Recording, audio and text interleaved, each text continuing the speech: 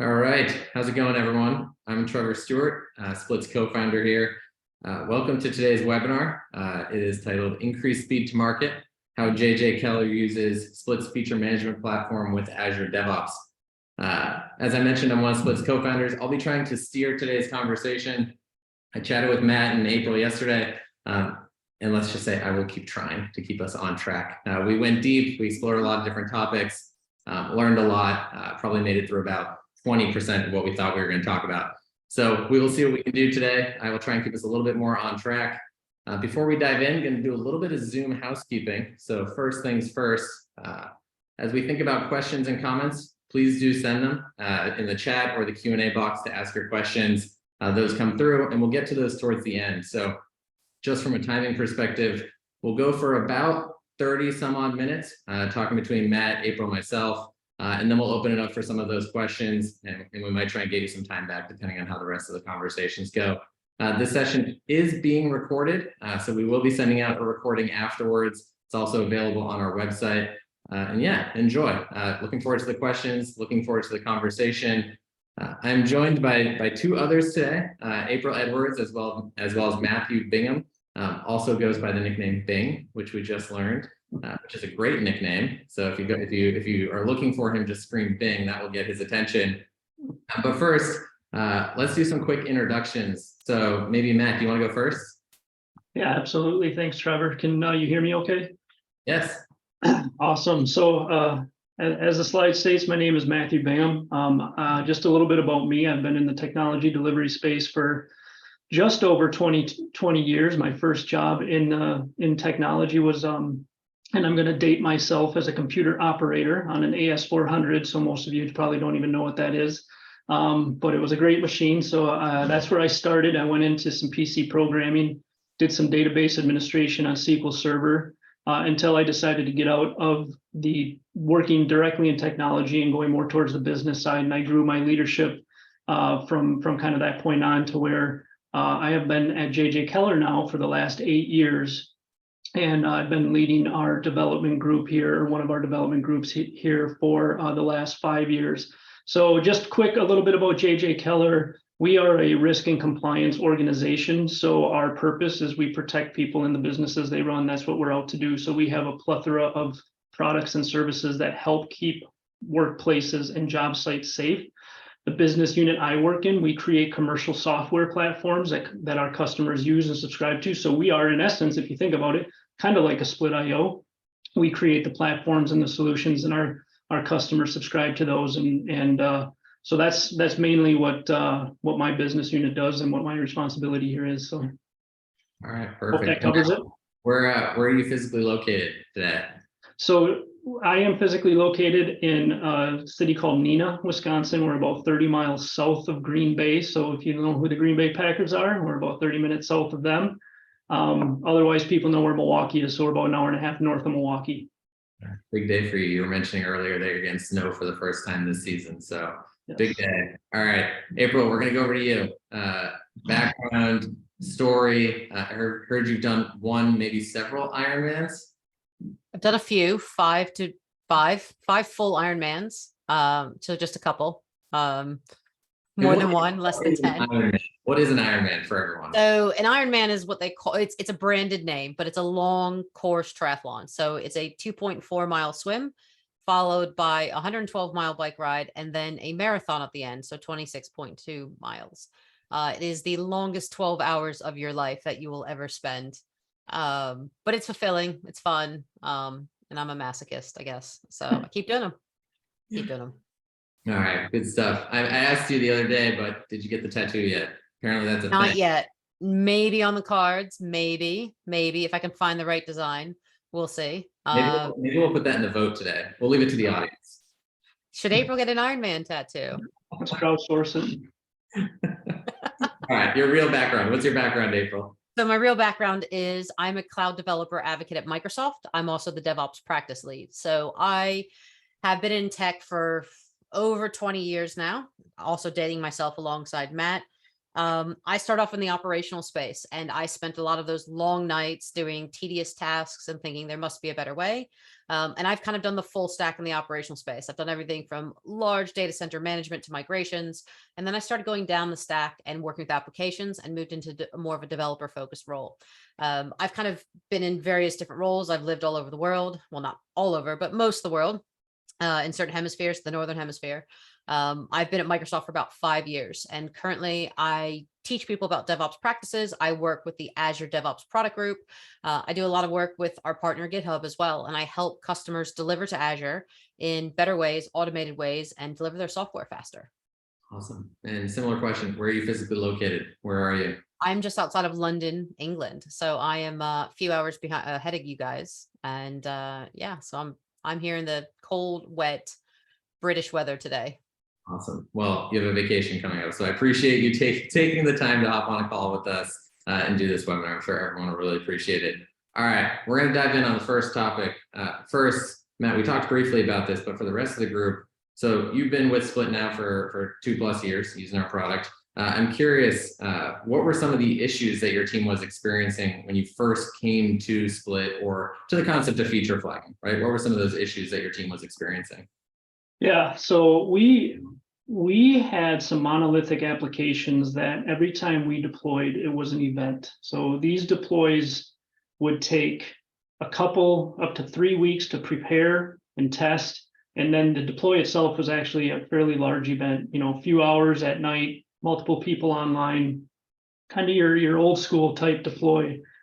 And we had a vision that we needed, we wanted to change that. These shouldn't be events. We had failure rates that were a little bit high after these deploys because they were such large deployments. So we had a vision that we wanted to change this, and we wanted to march towards being able to deploy our solutions anytime. Nobody wants to stay up to 4 a.m. and nobody especially wants to stay up to 4 a.m. if there's issues, because now you're up to the next day. So we knew there was a better way. About the time that I came into dev, I did take over responsibility of our DevOps group, and I started getting immersed in some of the DevOps culture and the DevOps practices that were out there. And we just started putting a vision together, say, okay, if we're going to deploy anytime, how are we going to do this? And that's really when we started looking at a feature flag solution. We did have a homegrown solution. It was very archaic and very hard to work with.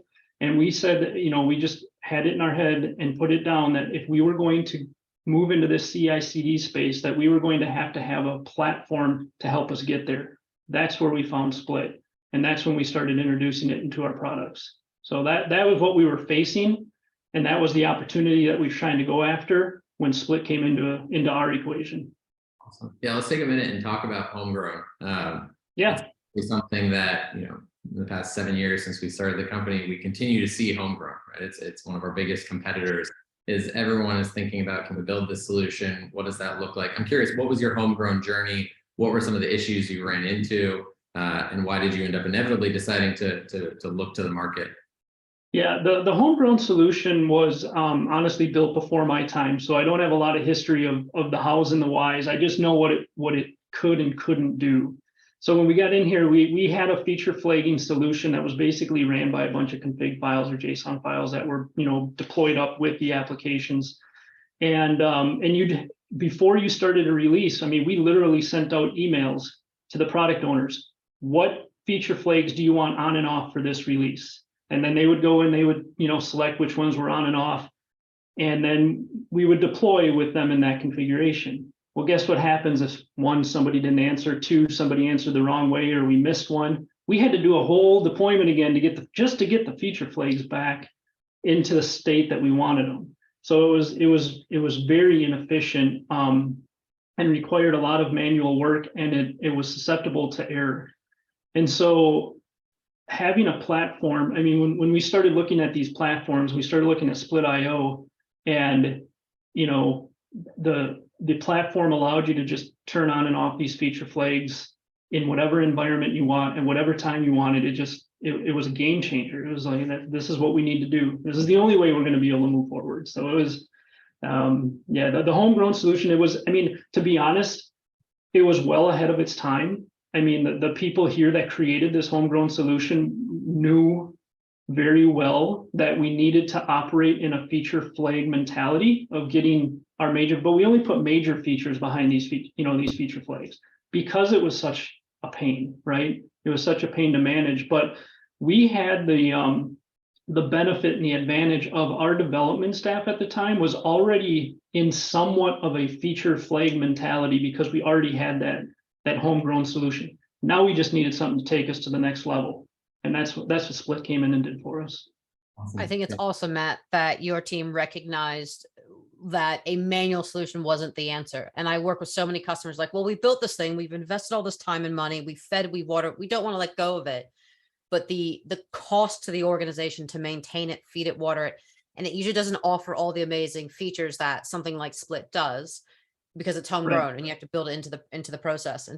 So I think it's great that you guys recognize that, because I go into customers a lot like, yeah, but we've already spent all this millions of dollars on this thing and we just don't want to let go, but it costs them more in managing it than it does to get a better solution out.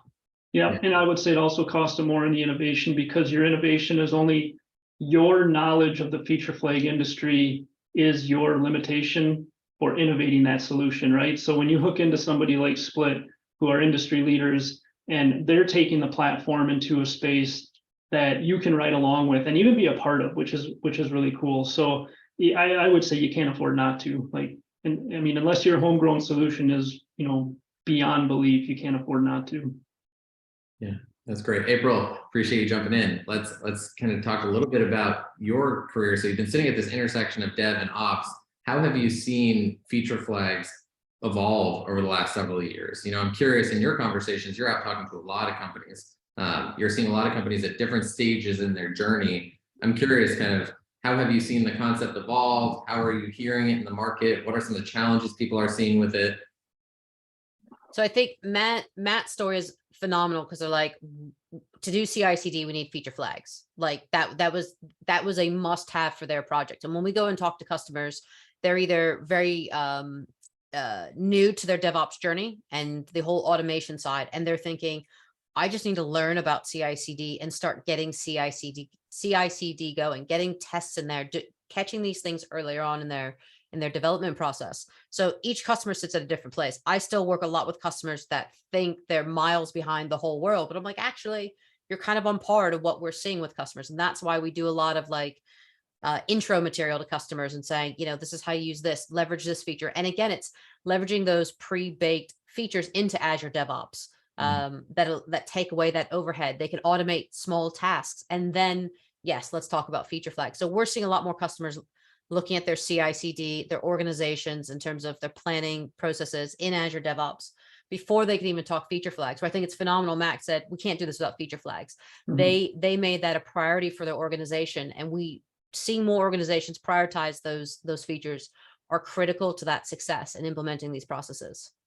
Yeah, Matt said something the other day, and again here, that you can't do CI/CD without feature flags. And that's probably the conversation that we have consistently is kind of, do they come together or does CI/CD come first, right? And how do you find that evolution? For Matt, for you, it was they came together, right? You did them at the same time. We often find that it can be the opposite, right? Where people start with CI/CD and then they run into issues of stability or needing to roll back quicker or what it could be, right? There's a myriad of issues that can undo. And so thinking about how feature flags tie into that. Yeah, you're spot on. And the one thing that we talked about in JJ Keller here is the fact that, from the get-go, we wanted to separate the release from the deploy. I mean, that was just a huge thing. And when I first came into the DevOps space, I mean, that was a big thing that was kind of being talked about at the time, is you want to release the two, you want to be able to deploy whenever you want, but you only want to release to customers in a very controlled fashion. So you separate those two things. And yeah, and I don't know how, I can't fathom how you would try and do that without having a feature flag solution. Go ahead. I was just going to say, the beautiful thing about what we did is, we brought our architects in and just kind of put this problem in front and said, how are we going to accomplish this? How are we going to accomplish this type of architecture? And a lot of it was led by our architects coming up with with ideas and things that we needed to do. And when you just say, hey, how do we separate the release from the deploy? mean, it just kind of all spiraled from there. It was a great process. And I think Matt, you work in an organization that's very forward thinking in that, because we work with a lot of organizations where customers are looking to go to the cloud or still on-prem in a lot of the times. And things like A/B testing, canary deployments, cloud native technologies are the blocker for feature flags for them. Because if you think of your traditional IT infrastructure, they're deploying to an on-premise environment. They may not have a dev environment, a test environment, the QA. And if they do, the environments aren't the same. So their whole CI/CD process is actually broken. But that's where feature flags will help them benefit, because they can enable them when they go to production if they don't have a multi-stage deployment, which we do see a lot. And it's a transformation for an organization. So they can enable feature flags and go, right, we've deployed this to prod, subset of users, here we go. And if it doesn't work, we roll it back really fast. And that helps tackle a lot of those other infrastructure problems we hit a lot. Exactly. And I would say, and I would argue that if you are in a situation where your on-prem or your environments aren't consistent, that feature flag should be your first priority, honestly, because I think that gives you the space to be able to build your CI/CD more effectively, is to be able to deploy out. And we didn't, we had solutions that were hosted on VMs, and we integrated the platform with those things, and just got into a mentality that we're just going to deploy or develop behind them, and still deploy to a VM type infrastructure. So I think the feature flag should be like the number one priority of these conversations if you're looking into going CI/CD or true CI/CD. Well, April, you mentioned the word transformation, and transformation has a lot of good, but it can also be a challenge, right? So I'm curious, and feel free either to answer this question. Maybe we'll go to Matt first, and then April, I'd love to hear what you're seeing in the broader industry. Matt, what were some of the challenges you had as you began to move towards feature flag driven development, or how did your best practices have to evolve that change that had to percolate throughout the engineering team? Sure. I'll hit on the best practices. So we were in a very interesting scenario here in the organization where we were setting out to re-platform and upgrade the technology behind a lot of our flagship products. So when we got those opportunities, we took those and changed our methodology and brought in this feature flag platform, and changed our methodology and changed our architecture. So the feature flag platform is a tool, right? It's an enabler, it's a tool for you, but there's other things that have to come into play for you to get kind of that true vision of CI/CD, where we had monolithic applications, and we had a very distinct way of developing those applications and deploying those applications. But what we did is we said, all right, since we're replatforming, we're going to go into a microservice type scenario. We are going to embrace the serverless architecture of the cloud, and we are going to embrace breaking down our applications into small chunks so we can have very small, distinct deployments. So we have an application, let's just say an application that has 5 feature areas, and you have microservices that service each one of those feature areas. You can deploy that one feature area without impacting anything else. So that was just kind of a game changer in and of itself. Whereas before, if you wanted to change a feature over here, well, you had to deploy the entire application, and that just causes risk across the board. So just coming in, and again, this was not Matt Bingham saying, this my whiteboard drawing, and this is where we're going. This is a combination of our architects coming together saying, this is how we need to do it. This is where we need to go. And when we got the opportunities, we just put that into the plan. This is how we're going to be building these things. So we extrapolated our UI layer. We have multi-tiered applications. So we re-architected our solutions. We introduced feature flagging. We brought in Split as a developer or basically a development tool. And now we're expanding that out to our product teams to be able to get much more integrated into the feature flag kind of delivery mentality, because we used it as a way to get to CI/CD. Now we're going to be enhancing it to deliver to our customers a lot more effectively, moving that back in the process. So I would say overall, bringing in this feature flag mentality and the re-architecture has basically changed every best practice we had, and transformed it into what we have today. And it's been a very cool journey to see over the last 3 or 4 years that we've been doing this. I did get a stat, if I may, really quick. So about 4 years ago, we were doing quarterly releases on our flagship product. So major release on a quarterly basis with some minor enhancements on a monthly basis. So we maybe had 50 to 60 releases a year. I just did a count through October, and across our flagship products, we've done 512 deployments this year out to production with very few, if any, type of failure rate at the other side of it. Our ability to recover, one, using feature flags, two, using the pipelines and DevOps that were established for these things allow us to deploy quickly but recover quickly. So our confidence in deployment is 1,000% higher than it was 4 years ago. I mean, it was like, you picture the person hitting the red button, 4 years ago. That's kind of where we were, and now it's a much different world. And it was really it was a homegrown journey for us. I mean, when like I said, our architects came in, we said this is the way we have to go. They worked with the dev teams and made sure that everybody was behind it. We made sure at a leadership level they had the space to do it, and it's been an awesome journey. So very, very proud of where we've come. I love I'm that. glad you brought up those stats, Matt, because we spoke about that yesterday. I often quote to customers the DORA report. How more, high performing organizations can do more frequent deployments. They have faster time from commit to deploy. They recover from incidences faster. And we have stats on that. And we then spoke about yesterday KPIs. So when you invest in a product like Split and going, right, it's going to cost us X amount to implement this, using KPIs with more frequent deployments, faster incident recovery times, all those pieces are great to measure your team against and show faster build times, et cetera. That shows that ROI to the organization. And then as you guys have started rolling it out to other product groups and product owners, there's more cost savings in there for the organization. I think the reality is, we invest this money into this product. We've changed our momentum as a team. It means you guys are faster time to market, and you can show that. And you can also show that you have an increased revenue as an organization. Those are what the business owners want to see. But for yourself and your teams, you have great KPIs that you can measure against. And it's awesome to hear about those, that you've been able to leverage that. You bought a product, great. It's had an ROI of X. I mean, so few times in the tech industry do we do that and have that ROI, right? So. Yeah, I love that. The 50 to 500. I'd love to get you the metric of how many releases or feature flag changes you've had over that time period, because I imagine it's not insignificant as you roll something out to a small percent or turn it on for an individual user.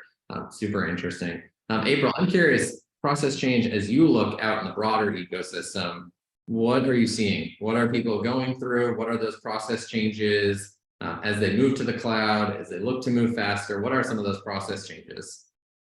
A lot of organizations look for the magic bullet. And with all due respect to Split, it's not always the magic bullet, but it helps. It's a cultural change, and Matt touched on it. You have to change the way your teams work. When we talk about DevOps processes, 80% of that's the culture change. The other 10% is the tooling. The other 10% is the process itself. So you do have to change your process, but you need buy-in. You need buy-in from the top of your organization all the way down. So you need your management chain to agree to these changes. And you need to foster that environment of learning. Matt talked about, the team creating new ways of working and being able to do that. Those are absolutely critical. So that's the biggest thing we encounter, is the culture change that organizations, they come to us and say, we want to move our app, or we want to move this app stack to Azure, to the cloud. And they use that as the leverage point to get to the cloud. That's their reason. That's their low hanging fruit that they want to pick. Now's a great time to implement those processes. And then we have to talk about the culture, and they're like, well, we want to talk about the tech. And I'm like, yes, but tech can be irrelevant if you don't have the cultural change, because it is hard to be on a team. Someone comes in and goes, oh, we're making all these changes. You fed and watered this system. So you have to get that buy-in to say, look, we're going to make this better for you. You're going to make it proactive. And if you get the team buy-in, the management buy-in, that culture change is what enables our customers to get to the cloud and say, yep, let's try this thing. Let's try these new practices. Let's try this new tool and new ways of working, and being open to it and being more proactive with your time. That's something in tech we haven't had. Matt talked about being up till 3, 4 in the morning. We all have horror stories, right? Like, we have legit horror stories that we still relive in our lives. And we want to get rid of those moments. And Matt said it. He's like, we recover from our incidences faster. What does an outage cost an organization? So these are all conversations we have with companies when they're talking about, oh, but it's going to cost money to implement this. Yes, but what does an incident cost you? Loss in data, loss in employee time, or time to deploy stuff in the way you work now. Those are all things we kind of talk about in terms of the culture. Yeah, that's awesome. The my marketing team, I'm sure would love me to make a little plug here about hashtag Stop the Dev Horror. We started this campaign a couple of weeks ago and been seeing several kind of reports of those incidents that you experienced, April, that everyone has, right? Everyone has that experience that makes them think back on the historical, right, and what that meant when they were pushing. All right, so let's talk a little bit on your side, Matt, around feature flags. I'm curious one thing. How do you decide what goes behind it? I didn't actually ask you this question, so this is a little bit of a curveball, so I apologize. How do you decide what goes behind a feature flag? We have different product teams that are assigned to specific products inside of our portfolio. And I kind of let the states decide, honestly. We don't have like an overarching, this goes behind a feature flag and this doesn't. So some teams put just about every work item they have, they use the integration of Azure DevOps and Split and create that split right away and put basically everything they do behind a split. We have other teams that break it down by feature. We have other teams that are trying to redesign something while the current solution is out there and they're redesigned. So they put that, those larger things behind. It's whatever works for the team to be out there. My only guidance and my only direction to the teams is that I don't ever want to hear that we're not ready to deploy. I mean, that's the thing. We want to deploy anytime if we have to get a hot fix out, if we have to do, something urgent for a customer, we want to be able to deploy. And I don't want to have a flag raise say, well, we have to go through and test these for a week. It's like, should be behind a feature toggle. So I kind of leave it up to the various teams on how exactly they like to implement those, but it really runs the spectrum of from everything to major features. So we also see customers doing bug fixes. They'll put a bug fix behind it so that they can test it out before they actually enable it. So you see it from new features all the way through to a small bug fix. As we've seen the proliferation of feature flags, right, as it becomes more mainstream, what are you two most concerned about? What's keeping you up at night as you think about feature flags? I can go first, and then I'll let April kind of chime in. I'll be honest with you. I will say that feature flags do not keep me up at night. It's probably the one thing that I'm very glad, Bing. It is the one thing that I don't really have to worry about. I will say though, just in all seriousness to your question here, I mean, it does create tech debt. And you do have to have a methodology and you got to have a process in place to go back and clean up your feature flags, because you don't want 100 unused feature flags out in your code, bloating your code, and it's just it's in your portal and there's no point for them to be there. So it does stack up on the tech debt side, and it is one more item that you have to keep track of. But to me that's minor. We have teams that have a process that once a quarter they go through, see what feature flags are 100% on, and just create a work item and go through and get rid of them all. So it's manageable, but that that is the one kind of other side of feature toggles at the moment, that it does pile onto the tech debt.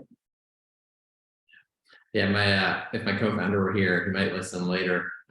Feature flags do keep him up at night as he thinks about how to maintain everything. But you talk about tech debt, it's true, right? It's one of the things that I think the burden falls on us as the vendor, anyone else in this space, to really think about how do we provide you all the benefits of feature flagging and experimentation without that technical cost that comes with it. And so there have been some questions that we'll get to, but we introduced a product called the rollout boards, which I'm sure your team is using, which was a first step towards that, right? Or allow you to see feature flags through their life cycle. Where are they? How many of them are in development, pre-production, rolled out to 100%, ready for cleanup?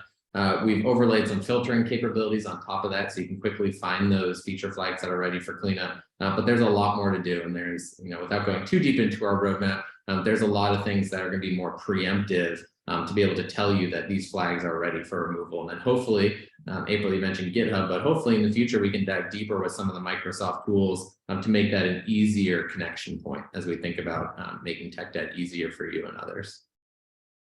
I think it's those unautomated processes that get us. Those are things that keep us up at night. When we were speaking the other day, I used the hit by a bus comment, if you go on vacation, right? What are you manually doing that you shouldn't be? What do you need to automate? Is there a way to automate that process even further? And that's what we look to do. And it's those manual things that keep me up at night and keep my team up at night, because bugs, tech debt, et cetera. But why are we manually having to do this? How can we resolve it? And I use the hit by a bus thing, but I've been in, and we spoke about this the other day. I've been in various situations where someone has passed away over a weekend or bank holiday weekend for various reasons. And I've inherited a problem, like a really big problem. And if there are tasks that you're doing, and if you need to go on vacation and pick up your phone or turn on your laptop, that task needs to be automated. And then anything, I think those are things that keep me up at night. Like, oh, I didn't do this thing, or I made an error, because most of the errors in the cloud or in most environments are done by humans. There's a really good stat. 90% of errors in the cloud, or human errors account for 96% of breaches and errors in the cloud. Because we do something like we leave a password, we do a manual thing, we don't clean it up. And that lays into the feature flag stuff, tech debt, et cetera. Anything we're doing manually is a risk. And that's what we need to eliminate. So those are things I speak to customers about. Automate whatever we can. There's got to be a way. Yeah, I love that stat. And we'll come back to automation in a second, because it ties a little bit to, now that we're 30 minutes in, I told you all I'd do a great job of wrangling this conversation of what we wanted to talk a little bit about, which is Azure DevOps, right? And so everyone knows that, several years ago, we released an initial version of the Azure DevOps integration. Two core components to that integration allows you to associate a feature to a work item. So you can tie those two things together, gives you that traceability, that connectability between the two products, but it also integrated deeply with pipelines. So as part of the deployment process, you could essentially configure a feature flag definition. There's a laundry list of things we want to do, but I'm curious, Matt, as you look at that integration, or even just thinking about the two products together, right? How has your team kind of merged these two products together? Automation is definitely a key theme in that. Efficiency is another key theme, but I'm curious, what have you and your team done? Well, you kind of stole my answer there. I mean, we heavily use the work item integration. So to me, it's all about efficiency in the dev team. So if it makes it, if you're going to go like the team that uses feature flags on almost everything, they are using that integration with Azure DevOps and at the work item level every day. Every time they decomp, every time they're looking at something, they're using that integration, and it just allows them to be so much more efficient. And it allows them to just kind of keep and fall into that feature flag mentality of everything we're doing is going to be behind this, and that integration allows that to happen more seamlessly. Because if you're in your grooming or your decomp rituals, and you're like, okay, somebody's got to go out to the portal and create the split, then it's like, well, do we really want one? Or it kind of takes all that ambiguity away. Just you're there, do it, get it done, move on, and it strengthens the fundamentals of feature flag development. So we use that, very, very heavily. And then obviously those feature flags are configured up through the environments. And a lot of time we typically in most of our flagship products, we only have two environments. We have a dev and a prod environment. But that's where that integration allows us to, keep those two environments in check and have confidence when we're going to prod. Awesome. Yeah, great. April, I'm curious, since you brought up automation, how do you think about automation with feature flags as you think about the ecosystem, as you think about Azure? Where do you think there's room for automation? Where is there room for improvement there?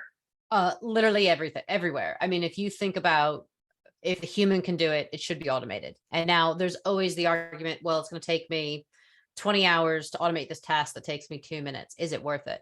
But again, I'll use the hit by bus thing. If you go on vacation, if something happens to you or that person, what's that risk? What's that cost?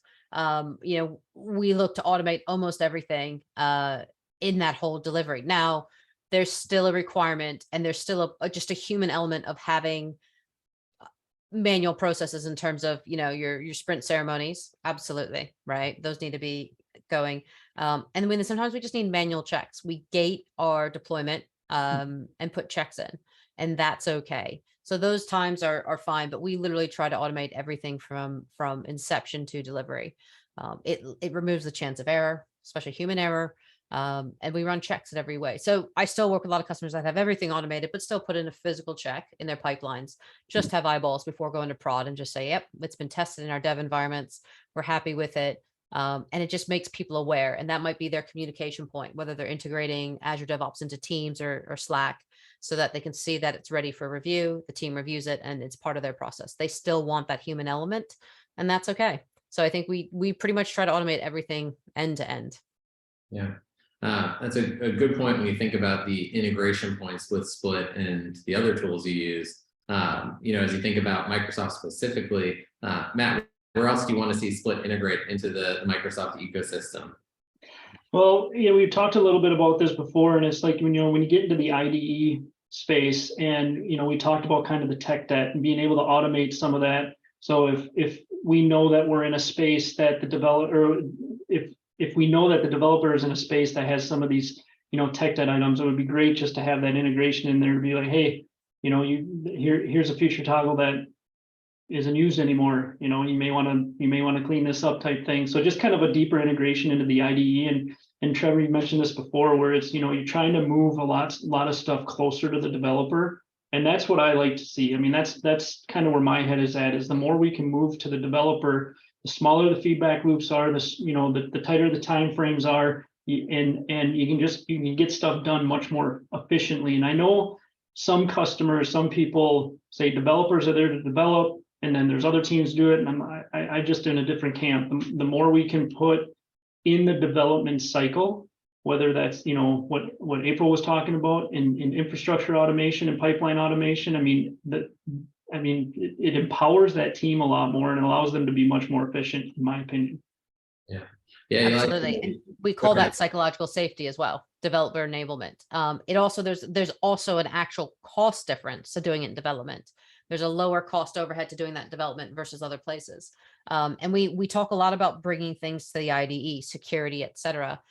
We're doing it with I'm going to just talk about Visual Studio Code. It's all built into the IDE. When you hook into Azure DevOps, you can see the state of your branches, your pull requests. We're doing it with GitHub and GitHub Actions. We're bringing security tools down to the developer because mistakes are introduced by the developer. So we need to bring that security and all those other components closer to them so we can remediate it faster.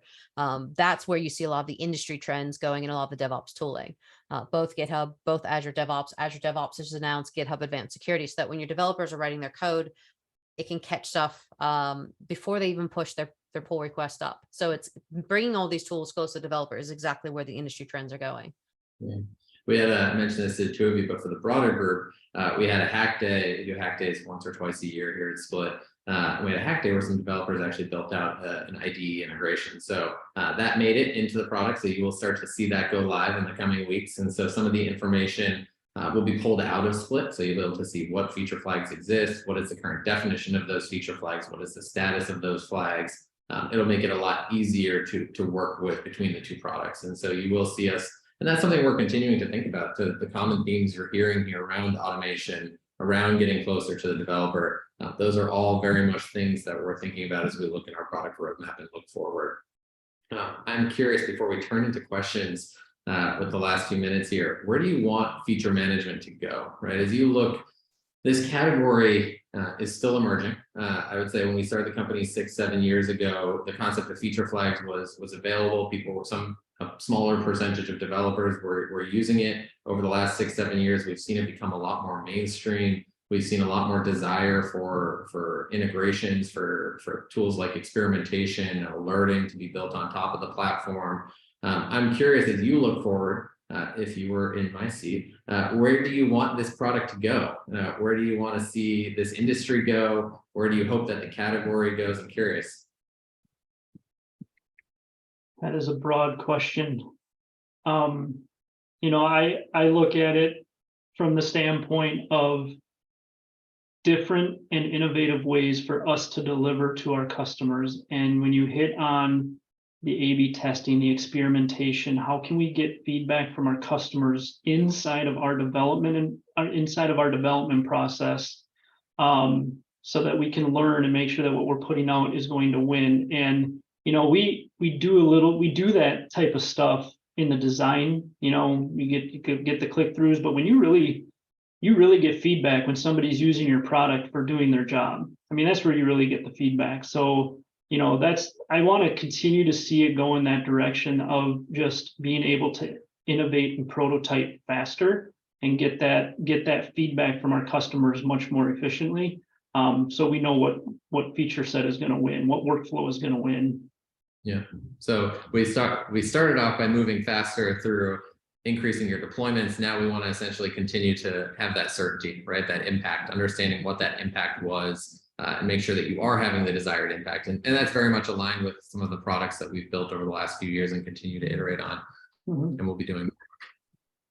April, any thoughts on your end?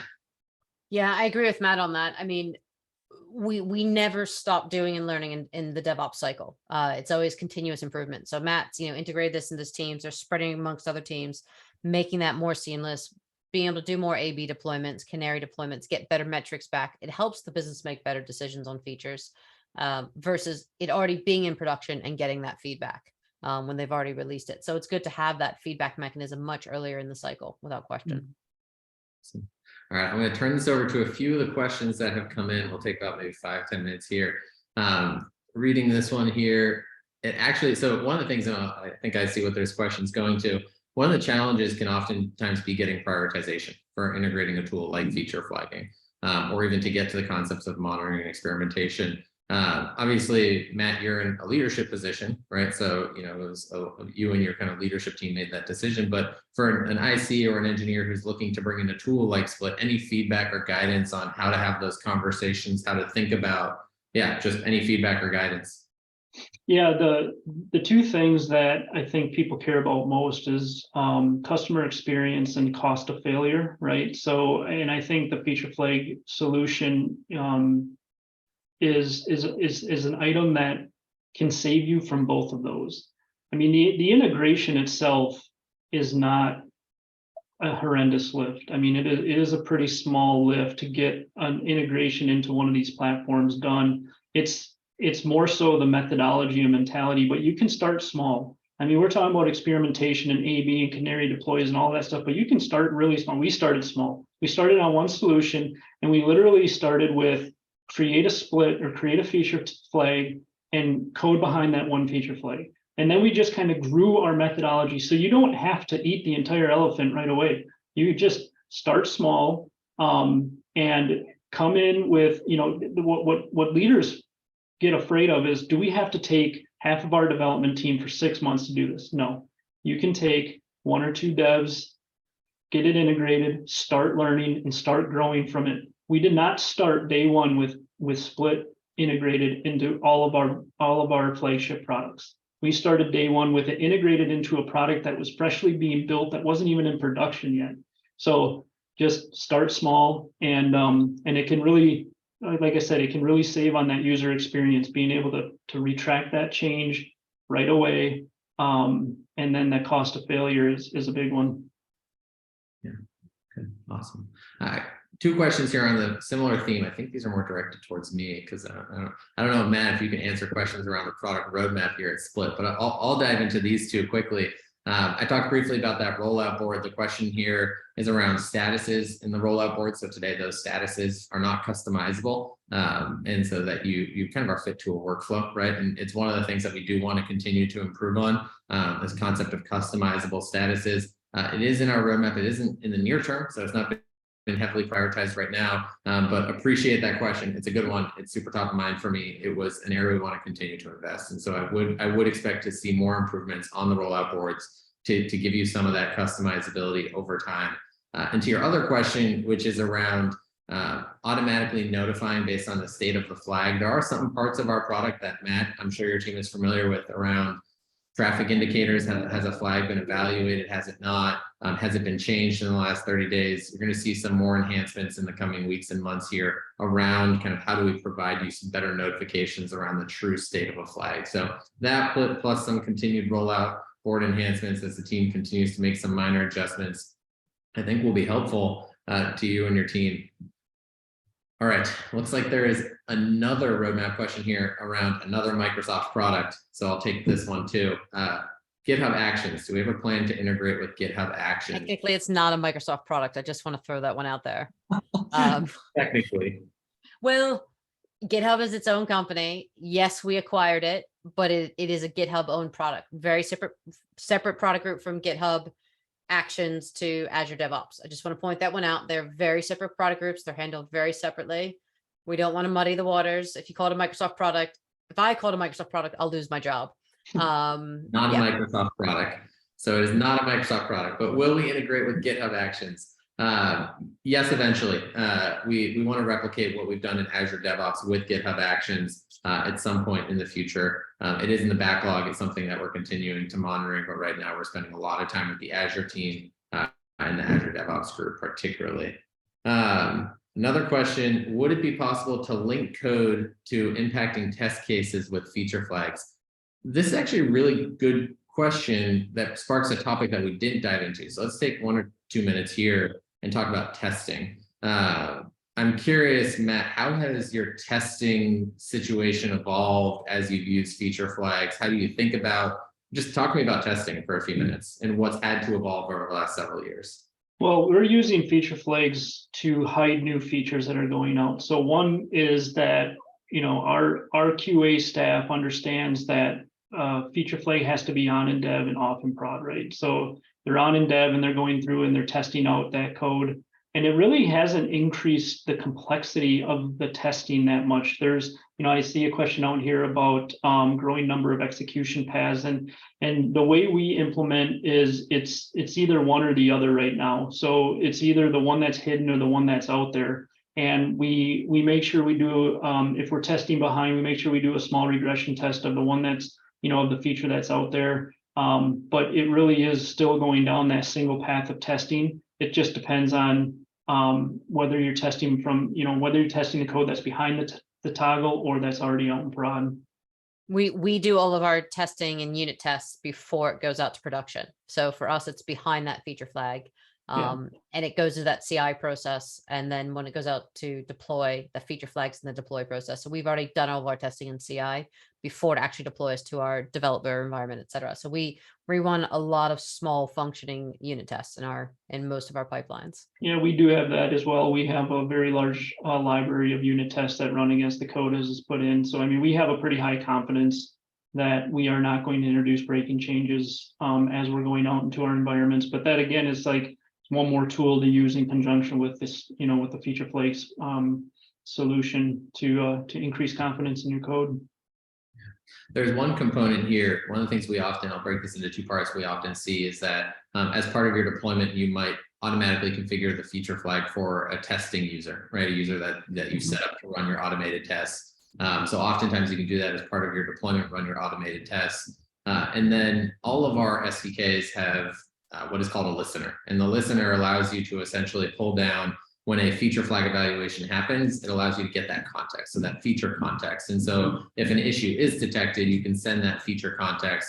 That's how we build a lot of integrations. So integrations with alerting providers, APM providers, error capturing tools, they all get that feature level context all the way down to support tools, right? If a support agent is handling a ticket, what did that customer see when that support ticket came in? And so getting that feature context from the SDK at the time of the treatment is incredibly valuable and can be sent to any downstream tool. So you can leverage some of that as you think about testing, but I actually think that brings to a really good potential webinar in the future is thinking about testing because testing has slightly had to evolve as you think about feature flagging and experimentation and all the benefits, but now we need to think about a testing scenario. All right, I think we are through the list of questions. I think actually we can go with this one. Matt, I'll let you answer this one. There's one more that just came in. At a high level, are feature flag, how are they implemented? Is source code, how did you implement feature flags? Well, like you were saying, there's an SDK that we implement into the source code, and then we use that SDK to communicate back with the portal and see what the state of the feature flag should be. And it's at a source code integration for us. And the integration with DevOps, Azure DevOps particularly, is allowing you as part of the pipelines to configure that feature flag definition. So feature flags live within your source code. The decision is made locally. So when a feature flag gets evaluated at a very high level, what is happening is it's pulling down the rules from Split as to how should this feature flag be evaluated, those targeting definitions. Those feature flags are evaluated locally at the SDK with all the information about the customer at the time. None of that data ever comes to us, but if you ever want to change that rule, you can do that through Azure Pipelines as part of your deployment process. So it's a good last minute question. All right. Well, I know we have a few minutes left, but I think we'll wrap early, give people a few minutes back in their day. I'm sure I think everyone is pretty appreciative of that when they're bouncing between Zoom meetings or the projects they're on. April, thank you for joining us. Enjoy your vacation. Thank you both for having me. Yeah, your 10-hour flight. I'm sure it'll be great. But enjoy the time off. Thank you for making the time. I really appreciate it. Matt, thank you for everything. Thank you for being a customer. Thank you for taking the time today. And that stat's amazing. 50 to 500. It's truly awesome to see what you and your team have been able to achieve as we think about speed and velocity. So thank you for being on this journey with us the last couple of years. Yeah, thank you. Thanks for having me. All right. Thank you everyone for listening in. This recording will be available. We will send it out after, and it will also become available on our website. Thank you, everybody. Yeah. Bye.